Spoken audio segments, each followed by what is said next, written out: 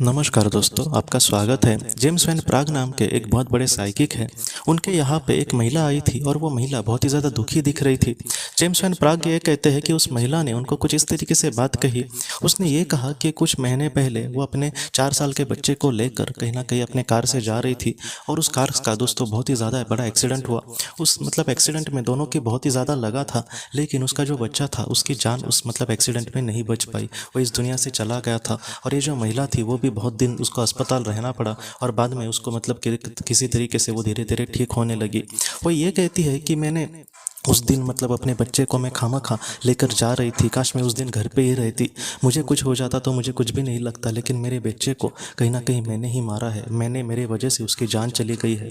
तब James van प्राग ये कहते हैं कि उनका जो बेटा था उसकी सोल उसको कहीं ना कहीं उनको दिखी और उसने अपने माँ को कुछ इस तरीके से संदेश दिए। उसने अपने माँ को ये कहा कि मेरा जाना जो था वो माँ तय था, तुम उसके लिए अपने आप को दोष मत देना।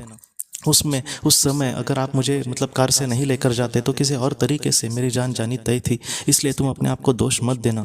इंसान जब इस दुनिया में आता है तब वो जाने का जो दिन है, जो समय है, उसको तय करके आता है, इसलिए तुम अपने आप को ज़रा भी दोष मत देना। मैं इस दुनिया में सच में बहुत ही ज़्यादा खुश हूँ। यहाँ पर मेरी देखभाल करने के लिए बहुत बड़ी बड़ी आत्माएं भी है।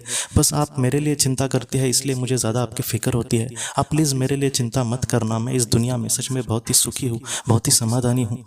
तो इस तरीके से उसने अपने माँ को संदेश दिया और उसने आखिर यही कहा दोस्तों कि एक दिन हमारी ज़रूर मुलाकात होगी माँ, बस आप अपने आप को जीवन में संभाल कर आगे बढ़ना। और कहीं ना कि उसकी माँ को भी इन सारे संदेश से बहुत ही ज़्यादा खुशी मिली। अब वो अपने आप को ज़रा भी दोष नहीं देती दोस्तों। जेम्स वैन प्राग भी हम सबसे यही कहते हैं कि अपने जीवन में हम कुछ ऐसा कुछ करते हैं जिसका हमें बहुत बड़ा पछतावा होता है। बहुत बार हम अपने करीबी लोगों को समझो अच्छे से डॉक्टर के पास नहीं दिखा सके और अचानक उनके साथ कुछ हो गया, तो हमको यही लगता है कि मैंने उनको कहीं ना कहीं उनके साथ बुरा किया है या फिर मैंने उनको कहीं ना कहीं मारा है। इस तरीके से हमें नहीं सोचना। अगर हमें दिल में सच्चाई हो, जितना हो सके हमने उतने प्रयास किए हैं ना, इसलिए आप अपने आप को दोष अभी मत देना। वो जहाँ पर भी होंगे बहुत ही अच्छे से होंगे और वो वहाँ पर से आपको यही कहेंगे कि वो कहीं ना कहीं आप उनके लिए ज़रा भी दुखी मत होना। उनका जो आशीर्वाद है, उनका जो प्यार है, वो हमेशा आपके साथ है दोस्तों।